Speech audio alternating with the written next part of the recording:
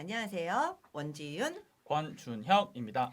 2020년 서울 평생교육 전문성 강화 연수가 벌써 4회차에 왔는데요. 1회차 주마패 고군분투하는 그대를 위하여, 2회차 완벽한 소통법, 3회차 디지털 미디어 소통 역량, 그리고 오늘 4회차 이러닝이 실패하는 이유까지 맞습니다.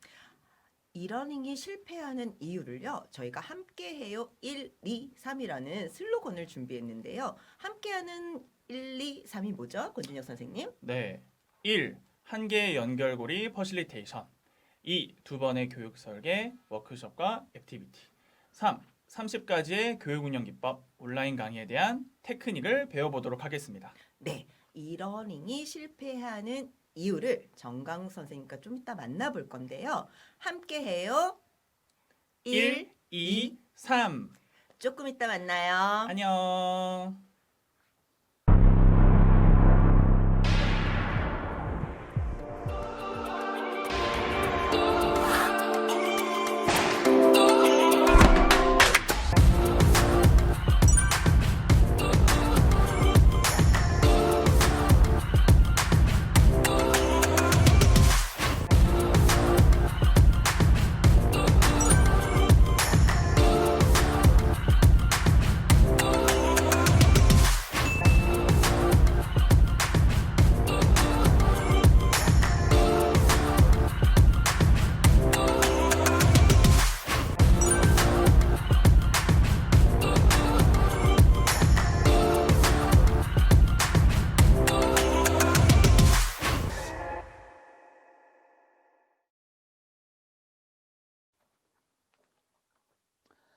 네, 반갑습니다. 저는 리얼워크 대표 정강욱이라고 합니다. 오늘 주제가 이러닝이 실패하는 이유인데요. 꽤 강하죠? 이러닝이 실패하는 이유. 그래서 오늘 저는 이러닝이 실패하는 이유라기보다는 어떻게 하면 온라인 라이브 러닝을 좀 성공적으로 할 수 있을까, 거기 관해서 좀 이야기해 보려고 합니다. 그러니까 비대면 환경이잖아요. 언택트 환경에서 어떻게 학습자들을 참여시키고 특히 수업에 몰입하게 할 수 있을지 그 주제 관해서 이야기해 보려고 합니다. 여러분들 되게 참여 환영하거든요. 그래서 채팅창에 이렇게 제가 좀 질문 드리면 좀 답변해도 괜찮고요. 뭔가 쓰고 싶은 말 있으면 써주셔도 괜찮습니다. 그리고 좀 좋은 답 해드린 분에게는 기프티콘을 드릴 수도 있다고 하더라고요. 그래서 기꺼이 편안하게 참여해 주시면은 함께 좀 더 좋은 수업을 만들어갈 수 있을 것 같습니다. 소개를 좀 드릴게요. 전 정강욱이고요. 저는 회사에서 영어 이름 부르거든요. 마크라고 합니다. 마크라고 불리고 있고요. 특히 제가 아마 이 자리 선 것은 제 책 때문에 그런 것 같은데, 책을 한 2권 정도 제가 저술을 했습니다. 하나는 러닝 퍼실리테이션, 작년에 나온 책이고요. 가르치지 말고 배우게 하라라는 이름으로 어떻게 보면 그 학습 전이와 교수 설계에 관한 책입니다. 이 책에 관해서 제가 오늘 전반부는 좀 말씀드리려고 하고요. 또 후반부는 올해 나왔던 책인데요. 온라인 라이브 클래스라고 한 책입니다. 이 책은 비대면 환경에서 어떻게 교수 설계할지, 그리고 온라인에서 어떻게 퍼실리테이션 할지 하는 책입니다. 이 두 가지를 좀 반반 나눠서 해보려고 하거든요. 엑기스만 딱 준비했으니까 한번 듣고 또 배우고 도움되시면 참 좋겠습니다. 크게 3가지 흐름으로 가려고 합니다. 하나는 러닝 퍼실리테이션의 프린시플, 원리, 그리고 두 번째는 교육 현장에서 어떠한 흐름이 일어나고 있는가, 뉴 노멀을 좀 간단하게 짚어드리고요. 마지막으로는 아마 이게 제일 관심 있을 것 같아요. 온라인상에서 어떻게 학습을 일으킬 수 있을까? 거기가 제일 중요한 좀 3가지 석세스 팩터에 대해서 한번 얘기해 보겠습니다. 프린시플입니다. 제가 그 기업에서 한참 강의를 진짜 많이 하던 거의 뭐 한 달에 20번 이상 막 강의했던 것 같아요. 그때 한 연수원이었어요. 용인의 연수원이었는데, 연수원이 되게 오랜만에 첫 직장 동기를 만났어요. 동기가 저한테 그러더라고요. 너 왜 왔냐 이러는 거예요. 화장실에서 만났거든요. 그리고 저는 이제 나 강의하러 왔어 이렇게 얘기하니까 그 친구가 저한테 되게 좀 안 됐다는 눈빛을 보내면서 이렇게 얘기하더라고요. 야, 너 사기친다고 수고 많다 이렇게 얘기하는 거예요. 근데 그것이 정말 약간 충격이었던 것이, 그 친구가 저를 블레임하거나 어떤 뭐 이렇게 기분 나쁘게 말하는 게 아니라, 이 친구는 진심으로 야, 강사는 사기치는 거 아니야? 사기친다고 고생 많다 이렇게 얘기한 거였어요. 제가 이때 약간 쇼크를 먹었습니다. 그래서 아, 나는 지금 그러면 사기치고 있는 건가? 내가 지금까지 강의를 그렇게 많이 했는데 사기친 건가? 그럼 사기를 안 친다는 건 뭐고 사기를 친다는 건 뭘까? 사실 그런 고민을 제가 하게 됐어요. 이 친구가 경험했던 기업 교육을 그랬나 봐요. 꽤 대기업이었는데도 그 친구가 그때 차장이었거든요. 근데 그때까지 경험한 그 친구가 경험한 교육이 약간 자기한테는 사기였나 보다. 그 사기란 건 뭡니까? 일단 들을 때는 좋은데 도움이 안 되는 거예요.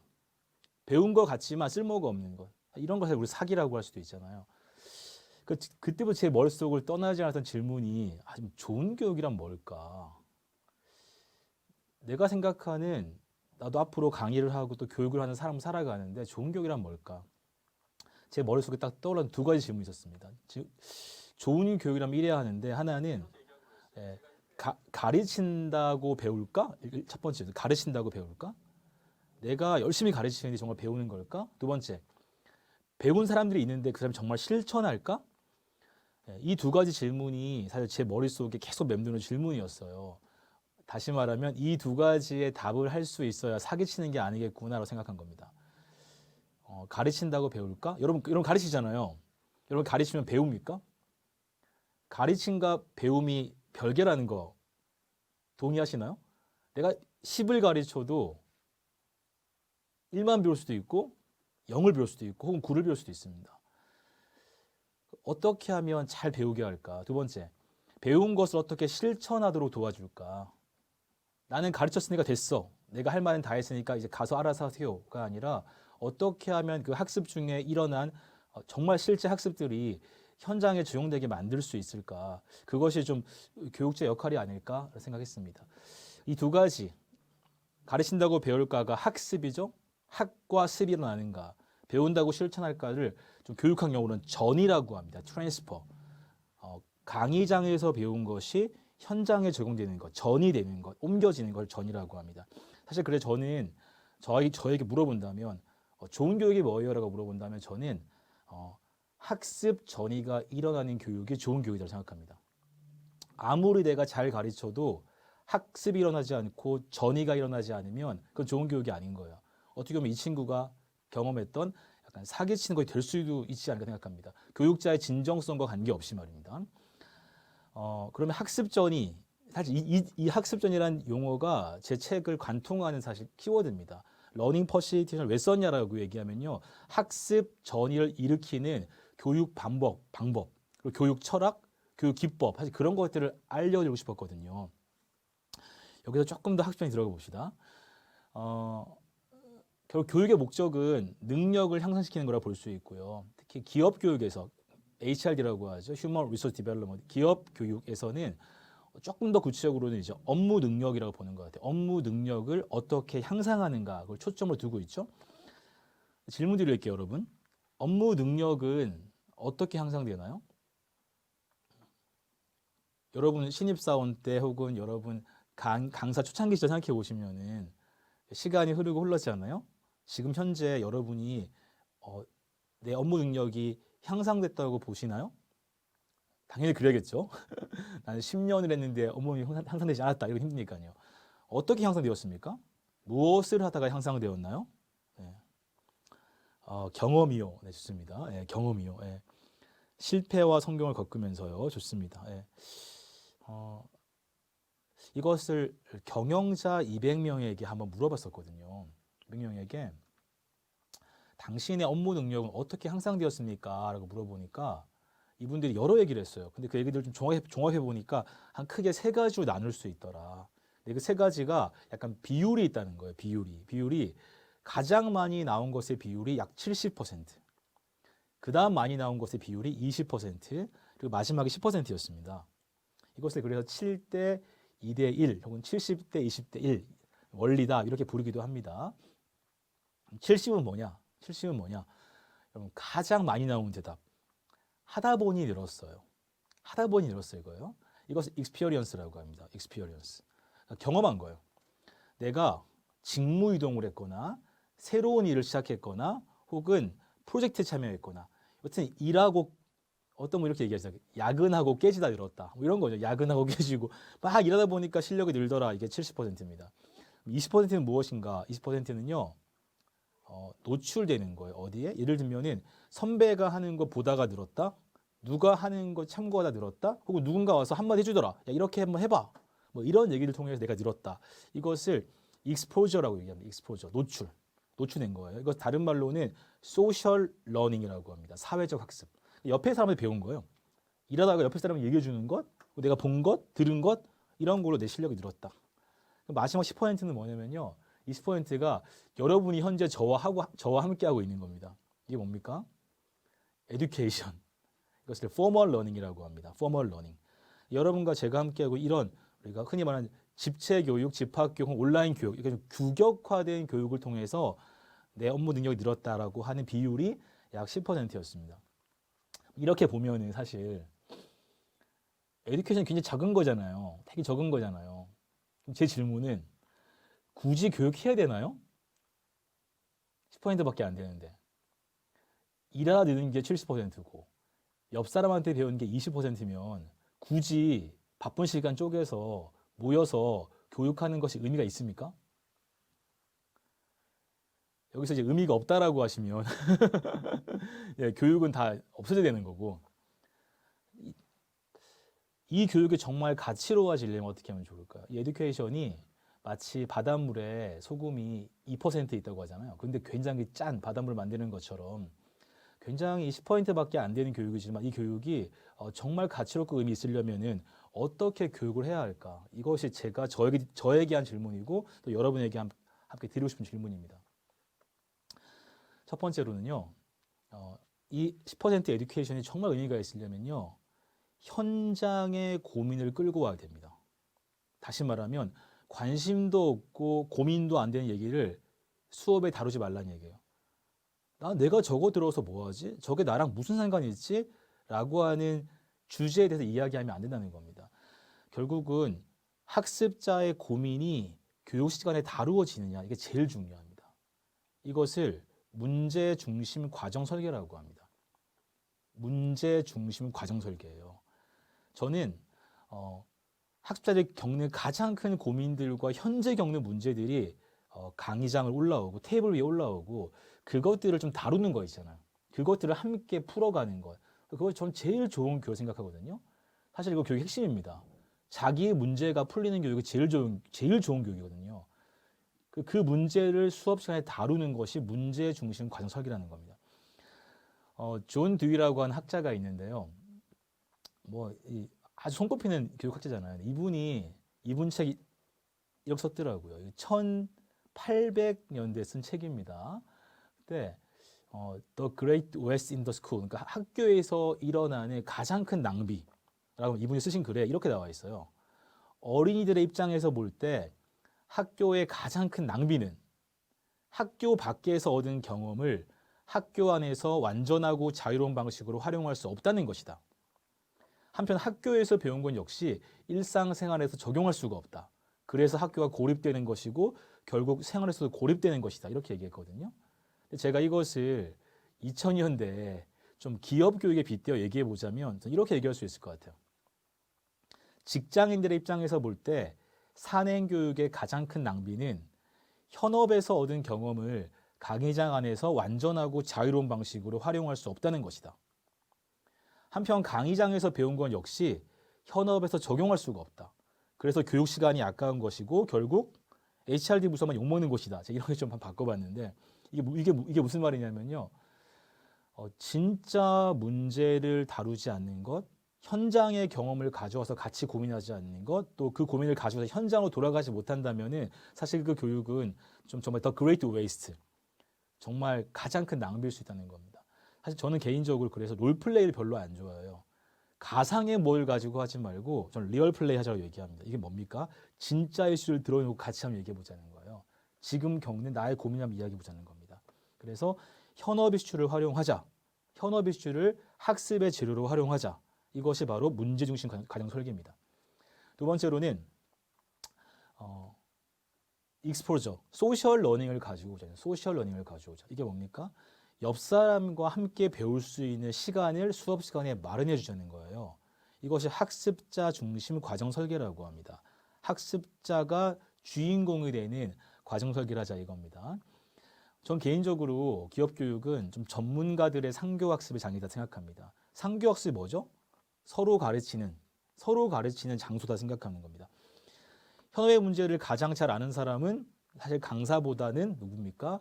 현업에 일하는 분들이고요. 그 문제를 실제로 해결한 사람도 강사가 아니라 현업에서 일하는 바로 그분들입니다. 그래서 러닝 퍼실리테이터는요, 답을 주는 사람이 아니라 답을 찾아가도록 돕는 사람이다라고 전 정의합니다. 물론 교수자가 많이 알 수 있어요. 많이 알 수 있습니다. 하지만 내가 그 답을 준다고 그 답을 받는 것은 아니다라는 것을 좀 기억하셔야 되고요. 내가 주는 답이 나에게는 정답일 수 있지만 그분에게는 정답이 아닐 수도 있다라는 여지를 가지셔야 됩니다. 사실 그래서 저는 가장 많이 아는 사람이 교수자가 되는 시대는 이제 끝났다 생각하거든요. 여러분이 구글보다 더 많이 알 수 없잖아요. 저도 마찬가지잖아요. 제가 위키피디아보다 더 많이 알 수 없거든요. 하지만 그분들이 답을 찾게 도와드릴 수 있습니다. 함께 찾아갈 수 있어요. 그래서 제가 개인적으로 교육에 떠올리는 가장 중요한 키워드는 수업은 무엇이 되어야 하냐? 수업은 무엇이 되어야 하냐? 바로 수업은 탐구 공동체가 되어야 한다 생각합니다. 탐구 공동체요. 참가자들이 조직의 문제와 개인의 문제를 함께 풀어갈 수 있도록 탐구하는 공동체. 그것이 되도록 돕는 사람이 저는 러닝 퍼실리테이터. 다시 말하면 학습을 촉진하는 사람이다라고 생각하고요.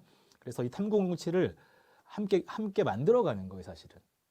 정답을 주는 사람이 아니다라는 것, 답을 찾게 도와주는 사람이라는 것, 좀 그것을 꼭 기억하시면 좋겠습니다. 그래서 제일 중요한 두 가지가 뭐라고요?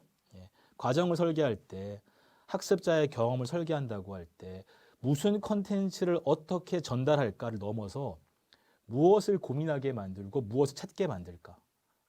어떠한 과정을 통해서 본인의 가지고 있는 다양한 경험들을 형식지로 함께 정리하게 할까? 형식지라고 하는 것은 뭐죠? 좀 구조화된 지식으로 정리하게 만들까? 사실 그 과정 자체가 학습입니다. 그래서 문제 중심 과정 설계와 학습자 중심 과정 설계, 이 두 가지를 꼭 기억하시면 좋겠어요. 어떻게 하면 내 교육이 학습자들의 문제를 다룰 수 있을까? 두 번째로는 그것을 학습자들이 함께 찾아갈수록 만들 수 있을까? 이 두 가지입니다. 이 두 가지가 되면 무엇이 일어나냐? 그럼 이 에듀케이션이요, 우리가 가르치는 이 시간이, 우리가 함께하는 이 시간이 이제 현장에 전이되는, 다시 현장에 적용되는 일들이 일어난다고 하는 겁니다. 학습 전이가 일어나게 하려면은 어떻게 하라고요? 참가자의 진짜 경험을 강의장으로 가져오게 하고요. 참가자의 진짜 학습을 현업으로 가져가게 하자. 이 말씀을 드립니다. 좀 재미있는 실험이 하나 있어서 이번 좀 실험 하나 설명드리려고 하는데요. 아메리칸 익스프레스라고 하는 회사에서 어떤 교수법이 더 효과적일까에 관해서 리서치를 했더라고요. 실험을 한 거예요, 실험을. 그런데 세 가지가 있습니다. 하나 클래스룸이 오프라인 수업이에요, 집체 교육. 하나는 온라인 교육. 여기서 말하는 온라인 교육은 이러닝입니다. 이러닝, 녹화된 교육을 듣는 것. 세 번째로는 블렌디드 딜리버리는 이제 클래스룸과 온라인을 섞어서 하는 거예요. 그러니까 온라인과 오프라인 섞어서 하는 이 세 가지, 클래스룸, 온라인, 블렌디드 딜리버리를 같이 써봤거든요. 그래서 세 가지 그룹으로 나누어서 한번 각각 다른 교수법을 써봤던 거예요. 여러분들 어디가 더 효과적일 것 같으세요? 클래스룸, 온라인, 혹은 섞어서 하는 거, 블렌디드로. 한번 여기 채팅창에 한번 남겨보실까요? 한번. 네. 나는 클래스룸이다, 1번. 온라인이다, 2번. 약간 블렌디드다, 3번. 네.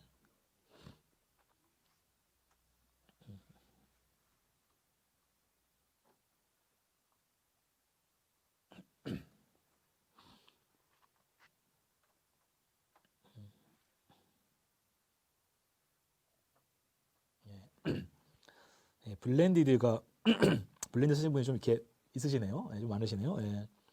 블렌디드의 표를 많이 주고 계신데, 그렇죠? 왜냐면은 왠지 두 가지 섞어서 하면 더 좋을 것 같잖아요. 한 가지보다는 두 가지 나을 것 같다. 네, 좋습니다. 여기서는 오히려 제가 질문 하나 드리는데, 여기서 효과적이라는 게 뭘까요? 어떤 교수법이 더 효과적일까를 알아봤는데, 효과적이라는 게 뭡니까? 효과적? 어떤 효과적입니까? 여기 관해서 한번 좀 이 회사에서는 진짜 효과적인 것을 되게 깊게 한번 깊게 한번 알아봤더라고요.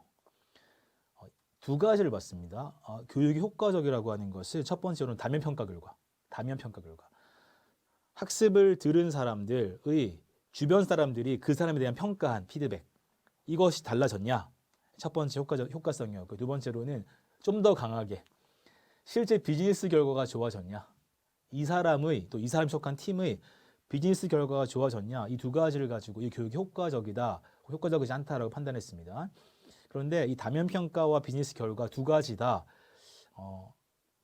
오르긴 올랐어요. 그런데 많이 오른 사람이 있고 약간 낮게 오른 사람이 있는 거예요. 많이 오른 사람들은요, 약 42% 올라갔대요. 본인 직속 부하의 생산성을 평균해 보니까 한 40% 올라갔고요. 적게 올라간 학습자들도 약 16% 올라갔대요. 그러니까 일단 굉장히 교육이 좋았다라고 할 수 있습니다. 그런데 어느 교수법이 더 효과적이었냐면요. 이 교수법에 대해서는요. 교수법과 관계가 없더라, 이 결론입니다. 관계가 없더라.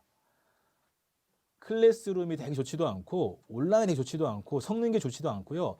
각자 다 어떤 교수법 배웠던지 간에 높은 효과를 낸 분도 있었고 낮은 효과를 낸 분도 있더라. 섞여 있다라는 거예요. 그래서 조금 더 들어가 봤더니 그럼 무엇이 다른가? 어떤 이유 때문에 교육 효과가 달라졌을까 알아보니까 높은 향상을 보인 리더는 낮은 향상을 보인 리더에 비해서 특별한 점이 있었는데요. 하나는 높은 향상을 보인 학습자들, 그분은 자기가 배운 것들을 어떻게 적용할까를 논의하기 위해서 자신의 상사와 만났을 확률이 약 4배가 높다. 누구에 비해서? 낮은 향상을 보인 학습자에 비해서. 두 번째로는요. 자신의 상사가 내가 받는 교육을 지지하고 인정하고 있어라고 인식할 확률이 거의 2배 가까이 높더라. 누가요? 높은 향상을 본 학자들이 그렇게 인식하고 있다는 거예요. 내 상사는 내가 받는 교육 훈련을 지지해주고 있어라고 인식한다는 겁니다. 2배가량 높게. 세 번째로는요. 내가 교육과 관련된 행동 변화를 보인다면, 배운 것을 적용한다면 그것에 대해서 인정을 받고 보상을 받을 것이야 라고 하는 기대를 가질 확률이 약 2배 차이가 나더라. 높은 향상을 보인 학습자들이 그런 기대가 더 크다는 거예요. 내가 배운 것을 쓰면은 인정받을 것 같아. 보상받을 것 같아. 라고 생각한다는 거예요. 이것이 무엇이냐, 여러분. 보시면은, 학습이 정말 전이가 되려면요, 전이가 되기 위한 풍토가 되게 중요하다는 거예요. 교육 자체의 방식을 바꾸는 것도 의미가 있지만, 사실 학습자가 돌아가서 그것을 적용하도록 만들어주는, 적용하기 쉽게 해주는 학습 전이가 일어나게 도와주는 환경이 필요하다. 이것을 전이 풍토라고 합니다. 트랜스퍼 클라이밋이라고 합니다. 교육 프로그램의 진정한 임팩트는 참가자들이 학습 이후 돌아갈 업무 환경에 잘 예치된다고 합니다. 그래서 어떻게 보면 여러분들이 교육을 하거나 또 교육 기획하거나 할 때 교육 내용 자체도 중요할 수 있지만 그분들이 돌아가서 겪는 업무 환경에 대해서까지 우리가 좀 큰 그림을 그릴 수 있다면은 실제로 우리가 좋은 교육, 다시 말해 학습 전이가 일어나는 교육을 할 수 있다라고 생각합니다. 그 부분도 같이 봐야 될 것 같아요. 밥하이크라는 분 아시죠? 밥하이크 창의적 교수 기법 쓰신 분이잖아요. 사실 전 세계에서 가장 많이 팔린 교수법 책, 창의적 교수법 저자기도 하시죠. 밥하이크 그룹의 회장님이기도 하시고요. 근데 이분이 이렇게 얘기하더라고요. I remind you. 난 너에게 좀 떠올리게 하고 싶은데 뭐냐면 트레이닝은 프로세스가 아니야. 트레이닝은 프로세스야. not an event, 이벤트가 아니야. 그러니까 교육은 한 번 한 이벤트가 아니라 좀 프로세스로 봐야 된다는 거예요. 그리고 트레이닝의 가장 중요한 목적은 결과를 내는 거다. 그런데 그 결과를 내기 위해서 가장 중요한 것이 뭐냐? 당신의 교육 프로그램에 트랜스퍼 스트래티지, 전이 전략이 있느냐는 것이다. 이거거든요. 여러분의 프로그램에는 전이 전략이 있습니까? 내가 정말 알차게 만들어 놓으면 그것을 잘 배우고 적용하겠지라고 생각하시는 건 아닌가요? 내 프로그램 안에는 어떤 전이 전략이 있는지, 어떻게 배운 것을 기억하고 현장에 쓸 수 있게 만드는 여러분의 고민들이 녹아 있는지도 한번 함께 고민해 보면 참 좋을 것 같습니다. 여기까지 러닝 퍼실테이션에 관한 두 가지를 마무리하겠습니다. 하나는 참가자의 학습을 촉진하자. 어떻게 해요? 과정 설계를 잘하자. 문제 중심 설계 그리고 학습자 참여 중심 설계를 해보자. 두 번째로는요. 참가자의 전의를 촉진하자. 그러니까 전의 풍토를 만들자. 또 학습을 이벤트로 보지 말고 프로세스로 보자라는 말씀드렸습니다. 어떻게 보면 나무와 숲을 함께 보자 볼 수도 있는데요. 이것을 하기 위한 좀 구체적인 테크닉들은 여러분들이 여러 군데서 찾을 수 있을 거예요. 개인적으로 저도 제가 쓴 책에서도 좀 디테일한 팁들이 나와 있습니다. 테크닉이 나와 있으니까 그것들은 좀 책을 통해서 혹은 여러분 좀 주변 사람들 통해서 배울 수 있으면 좋겠습니다. 남은 시간은 온라인 라이브 클래스 지금 제가 이야기한 것들을 좀 비대면 환경에서 온라인상에서 어떻게 구현할 수 있는가 좀 그런 얘기들을 해보겠습니다. 네. 우선 교육 현장의 뉴 노멀 한번 얘기해 볼게요. 온라인 교육하면 떠오르는 게 이런 것들이 있죠. 일단은 비실시간, 실시간. 여러분이 저와 함께 하고 있는 건 실시간이죠. 제가 말하는 거 바로 듣고 있잖아요, 여러분들. 이게 온라인 라이브죠. 온라인 라이브 러닝을 하고 있잖아요. 하고 있는 거고요. 네. 이거 외에도 사실은 우리가 비실시간으로 할 수도 있죠. 녹화된 유튜브를 본다, 혹은 녹화된 어떤 영상을 본다는 것이 이제 비실시간, 이러닝이라고 얘기도 하죠. 크게 두 가지를 볼 수 있는데요. 오늘 여러분과 제가 함께 이야기할 주제는요, 여기 실시간 교육입니다. 이러닝이 아니라 실시간으로 어떻게 우리가 효과적인 교육을 설계하고 운영할 수 있을까? 그게 해보겠습니다. 온라인 라이브 교육을 크게 세 가지로 나눌 수 있거든요.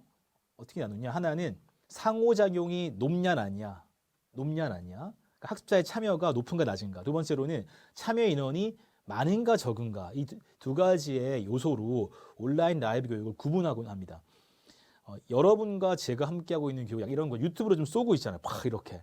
참여 인원이 많기를 기대합니다. 적을 수도 있지만. 참여 인원이 많은데 상호작용은 그렇게까지 많지 않죠. 여러분 상호작용 한다는 게 지금 저랑 하는 게 채팅 올라오는 거잖아요. 제가 채팅을 읽지도 못해요, 지금. 상호작용이 높지는 않은 거죠. 참여 인원은 많은데 상호작용은 적은 온라인 라이브 교육을 웹캐스트라고 합니다. 웹캐스트. 그러니까 지금 여러분이 저와 함께하는 온라인 라이브 교육이 웹캐스트예요. 캐스트가 뭡니까? 브로드캐스트죠. 그러니까 방송을 무엇으로 한다? 웹으로 한다. 이러한 지금 우리가 지금 하고 있는 교육을 이제 웹캐스트라고 합니다. 이것보다 조금 더 참여 인원은 약간 더 적어야 하고요. 상호작용은 조금 더 높은 것을 우리가 웨비나라고 합니다. 웨비나는요, 웹으로 하는 세미나예요. 세미나 그러면 어떤 이미지가 떠오르세요? 세미나 그러면 뭔가 전문가들이 나와서 주제 발표를 해요. 그래서 뭐 합니까? 패널 토론을 하거나 혹은 참가자 질의응답을 합니다. 이런 것들을 세미나라고 얘기하잖아요. 이 세미나를 무엇으로 한다? 웹으로 한다. 그래서 웨비나라고 하는 겁니다. 여기서 참여 인원이 너무 많아서는 안 되는 것은 이 주제에 정말 관심 있는 사람들이 와야 한다는 뜻이고요. 또 하나는 상호작용이 웹캐스트가 높다는 것은요. 교육적으로 유의미한 상호작용이 높게 일어난다는 거예요. 예를 들면 웨비나에서는요. Q&A가 굉장히 중요해요. 그 질문을 잘 답해주는 게 교육의 핵심입니다. 혹은 패널들 간의 토론이 이 상호작용이 굉장히 중요해요. 교육적인 요소에서. 그래서 웹캐스트보다는 상호작용이 조금 더 교육적으로 유의미하다라는 뜻에서 상호작용이 좀 높다라고 볼 수 있을 것 같습니다. 그리고 이것보다 더 높은 것, 상호작용이 더 높은 것, 하지만 참여 인원은 더 적어야 하는 것을 버추얼 클래스라고 얘기합니다. 지금 사실 가장 많이 하고 있는 게 사실 버추얼 클래스 같아요. 제가 보기에 지금 시대가 바뀌면 버추얼 클래스가 뭐냐면요. 버추얼이 뭡니까? 가상이잖아요. 클래스는 수업이잖아요. 그러니까 가상의 수업이에요. 버추얼 클래스가. 그럼 가상이라고 하면 진짜는 뭐냐? 진짜가 실제 집체교육 우리가 오프라인으로 했던 거 있잖아요. 그 교육을 그대로 갖고 와서 한다. 온라인상에서. 그래서 버추얼이라고 합니다. 우리가 집체 교육할 때 오프라인 현장에서 만나서 교육할 때 뭐 합니까? 교수자가 말하는 것을 받아 적기도 하고 옆 사람과 이야기하기도 하고 그렇죠? 토론하기도 하고 토의하기도 하고요. 혹은 내용을 적어서 발표하기도 하고 그렇죠? 이런 굉장한 다양한 상호작용들이 있잖아요. 이런 것들이 온라인상에서 그대로 구현된다. 그래서 버추얼 클래스라고 얘기하는 겁니다. 버추얼 클래스는 상호작용이 굉장히 중요해요. 그래서 지식 중심의 교육을 할 때는 지금 여러분 지식 중심의 교육을 하고 있는 거거든요. 이때는 웹캐스트가 무방합니다. 웹캐스트 괜찮아요. 그런데 약간 지식뿐만 아니라 기술을 배운다든지 혹은 본인의 어떤 마인드에 관한 것들 이런 것들이 있잖아요.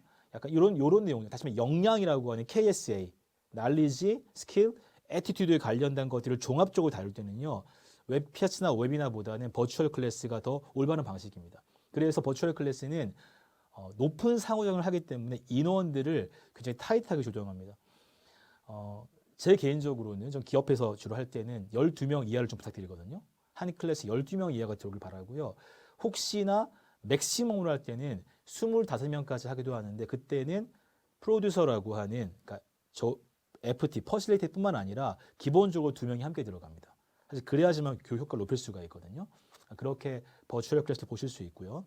크게 보면은 우리가 온라인 교육한다라고 할 때는 뭐죠? 이러닝을 한다, 혹은 웹캐스트를 한다, 웨비나를 한다, 혹은 버추얼 클래스를 한다 이렇게 나눠서 여러분 생각하시면 좋을 것 같아요. 그래서 그냥 줌교육해요 이렇게 생각하시기보다는 혹은 뭐 온라인 라이브 교육해요 이렇게 나누시기보다는 조금 더 고민해서 내가 하는 게 어떤 종류지? 웹캐스트인가? 웨비나인가? 버추얼 클래스인가에 따라서 사실 교수 설계가 달라져야 하고요. 사용되는 기능도 달라져야 합니다. 그런 것들을 좀 인식하시면 좋겠습니다. 정말 이제는 정말 뉴노멀인 것 같아요. 정말 새로운 시대가 확 와버린 것 같아요. 사실 저도 작년 이맘때 생각하면 지금 9월이잖아요. 사실 연수원 돌아다니라고 지금 허걱허걱 했을 타이밍인데 지금은 제가 거의 뭐 사무실에서 저희 스튜디오가 있거든요. 거기서 강의하는 비율이 한 7, 80% 되는 것 같아요. 그리고 기업에 가서도 온라인, 지금 여러분 이렇게 가서도 온라인으로 강의하는 게 지금 거의 90% 이상은 다 온라인인 것 같습니다. 온라인 라이브인 것 같아요. 저에게 있어서는. 이게 뉴노멀이죠, 뉴노멀. 그래서 트레이닝이 확실히 변했다. 교육 훈련의 동향이 확실히 바뀌었다. 어떻게 바뀌었냐? 역사를 좀 간단히 되짚어보면요. 예전에 이랬던 것 같아요. 이게 불과 멀지 않은 이야기입니다. 교육한다 했을 때 오프라인으로 해 온라인으로 이렇게 물어봤어요. 그 오프라인으로 해 온라인으로 해요? 이게 뭡니까? 오프라인은 모여서 하나요? 온라인은 이러닝으로 하나요? 이 얘기였죠. 그렇죠. 오프라인이 이러닝으로 해요. 이번 교육은 이러닝입니다. 이러닝 들으면 되고 이번 교육 모여서 합니다. 오프라인. 이렇게 둘 중에 하나를 선택하는 시대가 있었는데요. 그리고 나서 다음 시대가 열렸죠. 다음 시대가 뭐냐? 이렇게 나눠서 하기보다는 좀 섞어서 하자. 오프라인과 온라인을 적절하게 섞으니까 더 효과적이더라. 이게 뭡니까? 블렌디드 러닝이죠. 혹은 그러니까 거꾸로 학습, 플립드 러닝이라고 얘기합니다. 그러니까 두 개 섞자는 거예요. 이러닝과 오프라인을 섞자는 겁니다. 근데 어떻게 섞는 거냐? 일단 블렌디드 러닝이라고 하면요. 일단 앞뒤로 붙이는 거예요. 어떻든 간에 붙이는 겁니다. 그러니까 섞는 거예요. 이것이 블렌디드 러닝이라고 한다면요. 물론 거의 이렇게 됐죠. 아무래도 이러닝을 조금 먼저 하는 경우가 좀 많았던 것 같아요. 먼저 하고 그 다음에 오프라인을 뒤에 하는 경우가 좀 더 많았던 것 같은데 플립드 러닝이라고 하는 것, 다시 말해 거꾸로 교육이라고 할 때는요. 이 두 가지를 되게 명확한 구분을 가지고 붙입니다. 어떻게 붙이냐면요. 온라인에서는요. 이러닝에서는요. 관련된 지식을 다 학습해요. 지식만 딱 학습합니다. 지식을. 컴팩트하게 학습하고요. 오프라인에서 뭐 하는 겁니까? 오프라인에서는요. 그 지식을 가지고 워크숍을 하는 거예요. 그것을 적용해보고 사용해보고 토론해보고 활용해보는 것들이잖아요. 이런 것들이 주를 이룹니다. 이것이 그래서 플립드가 뭐 거꾸로라는 얘기잖아요. 뭐가 거꾸로죠? 옛날에는 오프라인에 만나서 지식을 배웠는데 지식을 거꾸로 먼저 배운다는 겁니다. 그리고 와서는 뭐죠? 그걸 토론하고 토의하고 적용하는 것들, 실제 케이스를 다뤄본다. 이런 관점에서 이제 플립드 러닝을 얘기합니다. 이것도 이제 시대가 바뀐 것 같아요. 진짜 급하게. 이제는 OR의 시대나 AND의 시대를 넘어서 컨비네이션의 시대가 열렸다. 컨비네이션 시대 열린 것 같아요. 컨비네이션 시대. 어떤 겁니까? 이제는 오프라인이야? 아니면 이러닝이야? 아니면 온라인이야? 특히 온라인 라이브야? 온라인 라이브에서도 웹캐스트야? 웨비나야? 버추얼 클래스야? 선택지가 확 늘어난 거예요. 이제는 둘 중에 뭐 고를 것이 아니라 이 다양한 학습법 중에서 우리가 교육 효과를 높이기 위해서 무엇을 선택해야 하나, 무엇을 조합해야 하나 이런 시대가 열렸다고 생각해요. 이게 되게 먼 얘기가 아니라 저도 이제 자녀를 키우고 있는데 중학생 아들 1명, 초등학생 딸 2이거든요. 얘네들이 지금 컨비네이션을 학교에서 수업하더라고요. 어떤 것들은 EBS를 들으라고 해요. 이러닝이죠. 그리고 가끔은 학교로 갑니다. 가서 배워요. 일주일에 2번, 3번씩. 오프라인이죠. 또 집에서는요. 온라인 라이브로 버추얼 클래스죠. 선생님과 수업을 하더라고요. 이 초등학생들도. 이 세 가지 섞어가고 있는 거예요. 그렇죠? 이 친구들이 성장해서 너무 자연스러운 게 될 거예요. 왜? 당연히 섞어서 하는 거 아니야? 당연히 컨빈스 해야 되는 거 아니야? 왜 이것을 굳이 오프라인으로 해야 해? 이것을 왜 굳이 이러닝으로 해야 해? 이런 생각들을 가질 수 있는 것 같아요. 기업도 마찬가지고요. 이미 도래했다. 뭐가요? Choice to Combination. 선택의 시대에서 컨비네이션 시대로 이미 우리가 옮겨져 왔다고 생각합니다. 여기서 좀 기업 사례도 한번 말씀드리려고 해요. 기업에서도 컨비네이션 엄청 고민하고 있거든요. 어떻게 조합해서 최적의 교육 효과를 낼 수 있을까를 많이 고민합니다. 특히 비용 편익도 생각할 수밖에 없잖아요. 적절한 비용으로 가장 높은 효율을 내려고 노력하니까요. 여기서 말하는 비용이라는 것은 단순히 교육비만 포함하는 건 아닙니다. 기업 교육에서 가장 큰 교육비는요, 사실 학습자의 시간이에요. 그분들을 일을 하지 않고 교육하는 시간을 빼는 게 굉장히 큰 비용이거든요. 그래서 짧은 시간에 가장 효과적인 교육 효과를 내려고 합니다. 제가 7월이네요. 7월에 SK 유니버시티, SK 사내대학 마이썬이라고 하는 회사에서 굉장히 다양한 컨비네이션을 섞어서 교육을 설계하고 운영했던 경험이 있어서 좀 소개드리겠습니다. 무엇을 좀 배웠냐면요. 퍼실리테이션이라고 하는 기법을 배웠어요. 퍼실리테이션이라고 하면은 이제 워크숍을 진행하거나 혹은 회의를 진행하거나 혹은 교육을 진행할 때 쓰는 방법론이라고 볼 수 있겠죠. 굉장히 좀 다양한 컨비네이션을 좀 섞어봤는데요. 여러분이 만약에 퍼실리테이션을 임직원들에게 좀 가르치는 혹은 배울 수 있게 도와주는 기획자라면, 교육을 설계하는 설계자라면 여러분들은 어떤 식의 컨비네이션을 하셨을 것 같으세요? 1번, 2번, 3번, 4번, 5번 5가지 정도의 컨비네이션이 있을 수 있잖아요. 총 3일간 진행했었습니다. 교육은 3일간 진행했고요. 프리세션이 있었어요. 3일간 본교육이 들어가기 전에 사전 교육이 있었고요. 사전 교육 이후에 데이 1, 데이 2, 데이 3 3번의 교육이 있었고요. 그리고 팔로우업이 준비되었습니다. 질문 드려볼게요. 프리세션. 다시 말하면 본교육 들어가기 전에 무언가를 하려고 한다면 여러분들은 1번부터 5번까지 중에서 어떤 교육 방법을 쓰셨을 것 같으세요? 나는 사전이라면 이런 걸 쓸 것 같다. 한번 채팅창에 한번 남겨주시겠습니까?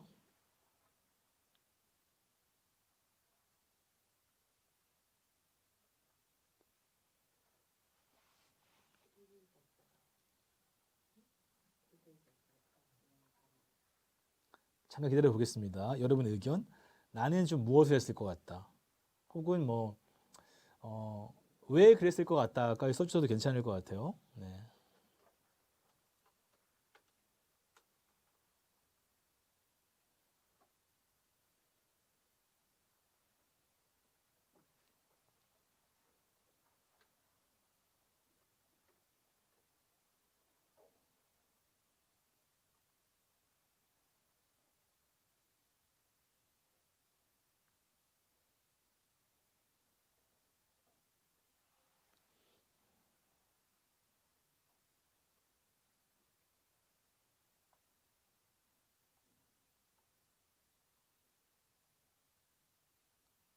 네.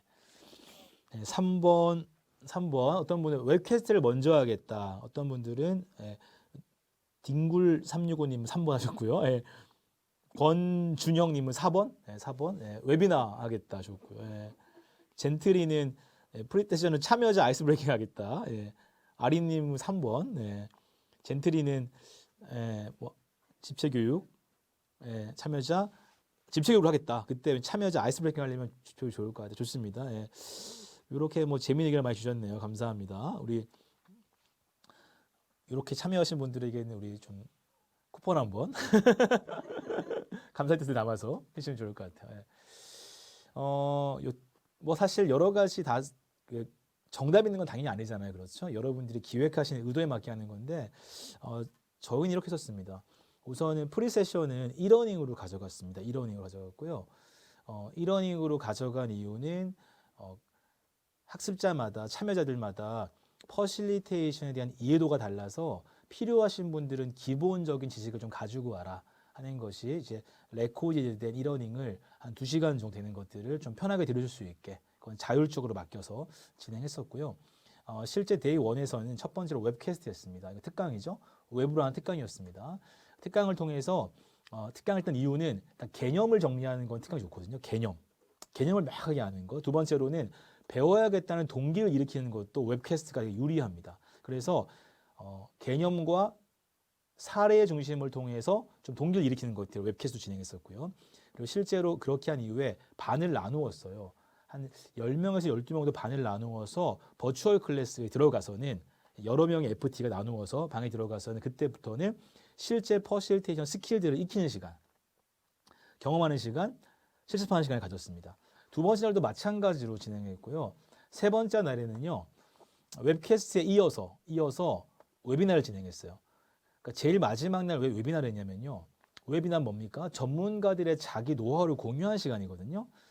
그러니까 기업 교육에서 제일 중요한 거, 뭐 기업뿐만 아니라 모든 게 제일 중요한 게 저는 이제 성인 교육이라면 학습 전이라고 보는데 배운 것을 적용할 때 굉장히 좋은 것이 현장에서 적용하고 있는 사람들의 이야기를 듣는 거거든요.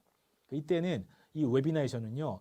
저희 외부 강사진이 주가 되는 것이 아니라 실제 그 조직에서 퍼실리테이션을 굉장히 잘 하시는 분들을 모시고 그분들의 노하우를 듣고 그분들과 Q&A 한 시간을 가졌습니다. 그래서 배운 것들이 어떻게 현장에 적용되는구나라는 실 사례와 상황과 방법들을 듣는 시간, 그것을 웨비나로 가졌었습니다.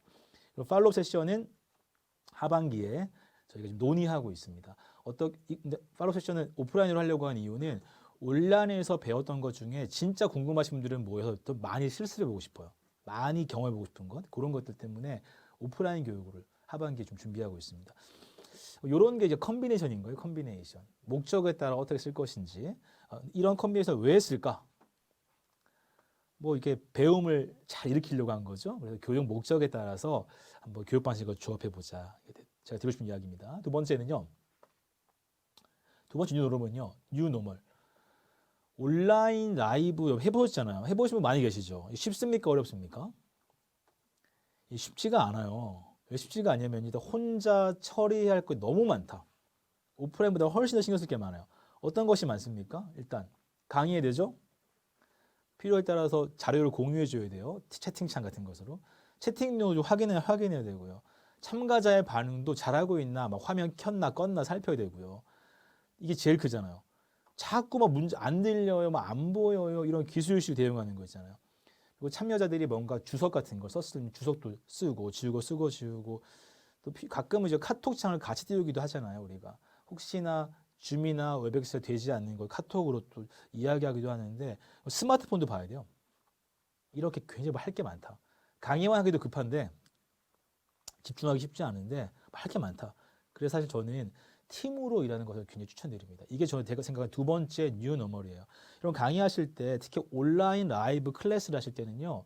개인적으로 혼자 하기보다는 꼭 짝을 지어하는 걸 추천드립니다. 크게 보면 이제 work as a team이라고 볼 수 있는데 세 가지 종류의 사람이 있으면 제일 좋은 거예요. 특히 대규모 강의할 때는요. 하나는 퍼실리테이터 뭡니까? 교수자죠. 테크니션은 특히 대형 강의할 때는 정말 테크니션 꼭 필요한 것 같아요. 이거는 정말 좀 기술적으로 확실하게 대응할 수 있는 사람들 필요하고요. 그리고 사실 제가 지금 말씀드리고 싶은 분들은 프로듀서입니다. PD.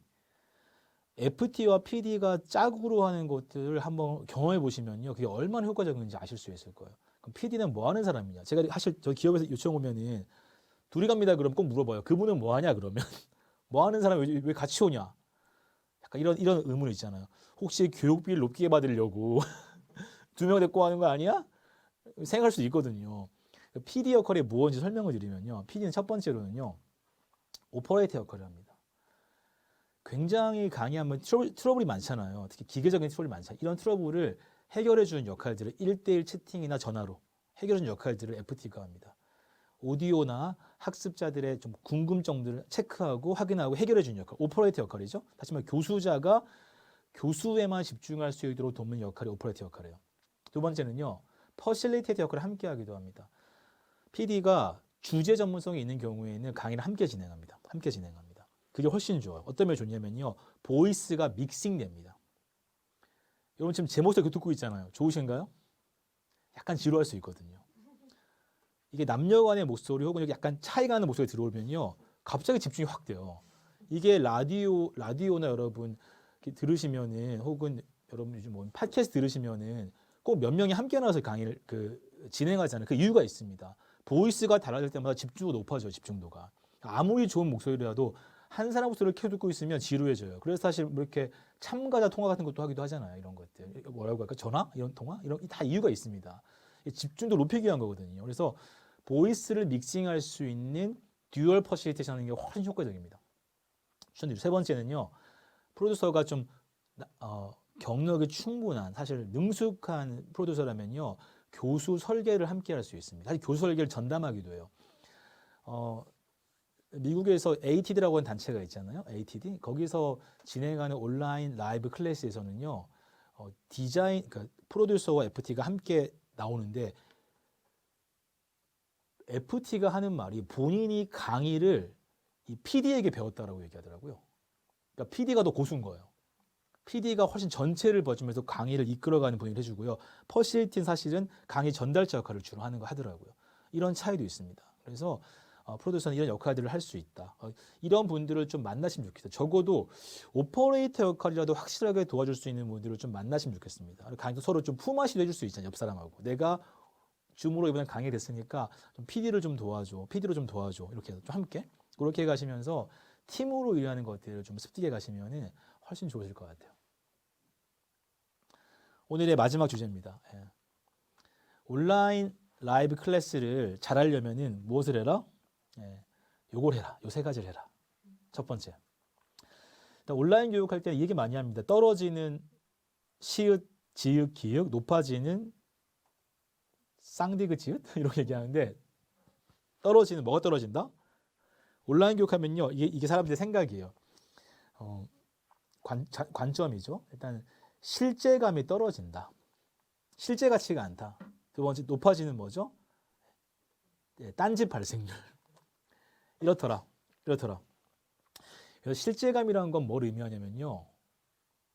진짜로 내가 수업에 참여하고 있다는 느낌이에요. 이게 실제감입니다. 실제감을 구성한 요소가 세 가지가 있는데요. 하나는 교수 실제감. 교수 실제가 뭐냐면요. 교수자가 여러분 앞에 있는 것 같은 거예요. 이게 교수 실제감입니다. 여러분 온라인 라이브 참여하시는 분들 지금 제가 이 시간에 여러분과 함께하는 것 같으신가요? 아니면 저기 멀리 떨어져 있는 것 같으신가요? 좀 나하고 좀 같이 뭐 얘기하는 것 같아. 뭔가 나한테 좀 가르치는 것 같고 막 지금 진짜 좀 이분이 교육하는 것 같아라고 하면 실제감이 있는 거예요. 교수 실제감이 있는 거예요. 두 번째 동료 실제감. 사회적 실제감이라고 합니다. 이건 뭐냐면요. 나 혼자 강의 듣는 게 아니라 옆 사람이 함께 듣는 것 같은 거예요. 이런 것이 이제 동료 실제감이라고 얘기합니다. 세 번째 실제감은요. 인지적 실제감이라고 해서요. 내가 지금 배우고 있다는 느낌이 머릿속에 드는 거예요. 혹은 마음에. 내가 지금 고민하고 있고 뭔가 알아가고 있어라는 느낌이 드는 것. 이 세 가지. 하나는 교수 실제감, 동료 실제감, 인지적 실제감. 이 세 가지 실제감이 오프라인보다 온라인이 좀 떨어진다고 보는 거예요. 그래서 그걸 높이기 위한 방법들이 되게 필요합니다. 마찬가지로 실제감이 높아지면 딴짓 발생률이 떨어지는 거죠. 어떻게 실제감을 높이고 딴짓 발생률을 낮출 수 있을까?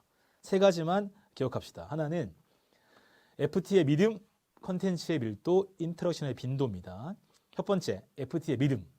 FT가 믿어야 돼요. 뭘 믿냐? 뭘 믿으면 좋을까요? FT가요. 온라인 라이브로 하는 강의가 굉장히 효과적일 수 있어라는 믿음이 있어야 합니다. 온라인 라이브로 강의해도 정말 도움될 수 있어라는 믿음이 있어야 돼요. 그 믿음이 왜 중요하냐?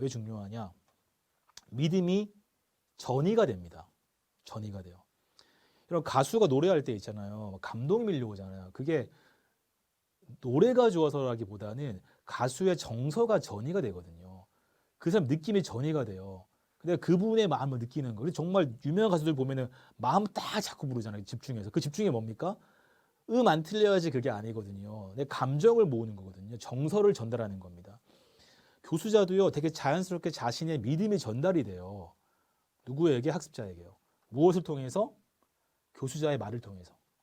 교수의 언어를 통해 전달이 됩니다. 그래서 이런 말 하시면 안 돼요. 이런 말 하시면 안 돼요. 어떤 말이요? 비대면이 너무 힘드시죠? 이런 거죠. 비대면이 너무 힘드시죠, 여러분? 온라인에서 집중하기 진짜 힘드시겠지만 한번 좀 노력해 보세요. 혹은 만나서 하면 정말 좋았을 건데 진짜 아쉽습니다. 혹은 코로나 때문에 어쩔 수 없이 이렇게 하게 됐네요. 이런 말들을 하시면 뭐죠? 이건 뭐죠? 교수자 이렇게 믿고 있는 거예요. 어쩔 수 없이 이거 하는 거야. 별로 크게 도움 안 될 거고 집중하기 진짜 힘들 걸? 이렇게 믿으니까 뭐죠? 이 믿음이 전달되는 거예요. 그러면 이제 사실 제 아들이 그 얘기 하더라고요. 이 장표를 보면서 그 얘기를 하더라고요. 자기 선생님이 이렇게 얘기한대요. 얘들아 집중하기 힘들지 그런데요. 근데 자기 집중을 잘하고 있었대요. 그 말 들으니까 맞아 힘들어 이런 생각이 들어요. 맞아 내가 힘들지. 힘들어야 되는데 뭐 이런 생각이 든다는 거예요. 너무 동의를 하더라고요. 그래서 이런 말 하지 말고요. 어떤 말 하셔라? 이런 말 한번 해보세요.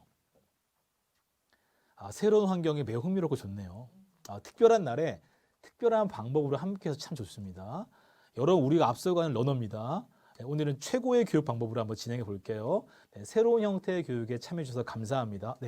한 분 한 분 얼굴 보니까 참 좋네요. 온라인 소통이 주는 장점을 모아서 한번 해보겠습니다. 여러분이 정말 자랑스럽습니다. 어디서든 함께 할 수 있으니까 참 좋네요.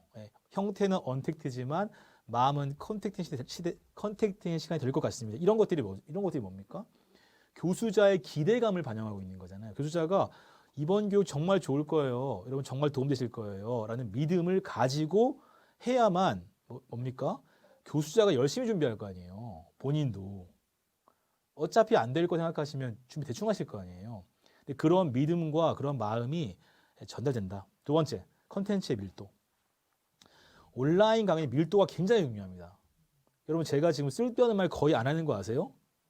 제가 굉장히 컴팩트하게 빠르게 진행하거든요. 이게 밀도예요, 밀도. 밀도가 강하지 않으면요, 집중도가 바로 틀어집니다. 밀도는 일단, 밀도 높이는 어떻게 한다? must to know. 진짜라 할 것과 nice to know. 알면 좋은 것을 나누자라는 겁니다. 알면 좋은 것보다는 진짜 알아야 할 것만 넣자는 거예요. 어디에? 컨텐츠 안에. 이게 첫 번째입니다. 두 번째는요, 티칭하기보다는 리딩하거나 서칭하기 하는 것을 많이 활용하자. 이것은 웹캐스트에서는 좀 일어나기 힘들지만요, 버추얼 클래스에서는요, 굉장히 효과적으로 쓸 수 있는 툴입니다. 제가 여러분 10가지 원리를 티칭할 수 있지만 10가지 원리를 읽을 수 있게 채팅으로 보내드릴 수도 있어요. 제가 알려드리는 게 효과적입니까? 읽기 하는 게 효과적입니까? 물론 제가 엄청 잘 알려드릴 수도 있어요. 그런데 저는 읽는 것을 더 권해드립니다. 혹은 더 좋은 것은요, 그것을 찾는 것을 권해드려요. 온라인 랩의 강점이 뭡니까? 모두 앞에 무엇이 있다? 노트북이 있다. 모두 앞에 무엇이 있다? 인터넷이 있다. 인터넷으로 바로 찾을 수 있거든요. 어떤 주제를 던지고 설명하기보다는 찾게 하시라고요. 찾아보시고 정리해보세요. 시간 드리면요. 그 시간에 뭐죠? 자율학습이 일어나죠. 여러분 자율학습보다 좋은 학습이 없습니다. 수동적인 학습이 아니라 적극적인 학습을 만드는 것. 세 번째는요, 티칭은 컴팩트하기라. 어떻게 해요? 15분 이상 강의하지 않는 것을 개인적으로 권해요. 저는 사실 15분이 지나면 한 번 정도는 다른 인터랙션이 생기거나 뭔가 변화를 주는 것을 권합니다. 성인의 집중도가 15분 넘기 쉽지가 않거든요. 그래서 티칭은 컴팩트하게 해라. 이 말씀 드립니다. 이제 마지막으로 빈도입니다. 인터랙션의 빈도. 빈도는요, 참가자들과의 빈도, 참가자들이 참여하는 빈도가 3에서 5분 이내에 한 번 일어나야 한다라고 주장하는 사람들이 있는데요. 어떠세요? 가능합니까? 3에서 5분 이내에 참가자와 인터랙션이 일어나야 한다. 참여가. 이것이 제가 막 드린 얘기가 아니라 사실 글로벌하게 좀 스탠다드하게 읽혀진 책들을 똑같이 얘기합니다.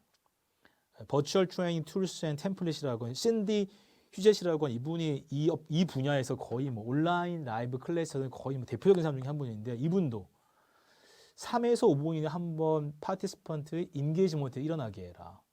예, 그리고 Successful Virtual Classroom이라는 책에서도 마찬가지로 3에서 5분, 꼭짠 듯이 3에서 5분을 많이 얘기하거든요. 3에서 5분에 내 참여 일어나려면 어떻게 하면 좋을까? 여기서는요, 우선 참여에 대한 정의를 좀 바꿀 필요가 있다. 오프라인에서 참여처럼 쓰고 이야기하고 붙이고 발표하는 식의 참여가 아니라 온라인 환경에서 참여라고 하는 것은요, 일단 눈으로 읽는 것도 참여입니다. 내가 저거 읽고 있는 거예요. 읽을 시간을 들고 읽게 하는 거예요. 두 번째로는요, 귀로 듣는 것도 참여입니다. 세 번째로는 내가 입으로 이야기하는 것도 참여고요. 네 번째로는 손으로 지금 채팅하셨죠? 채팅하거나 주석 기능을 활용해서 그림 그리는 것도 다 참여입니다. 무엇보다 내가 머릿속으로 고민하게 하는 것도 참여예요.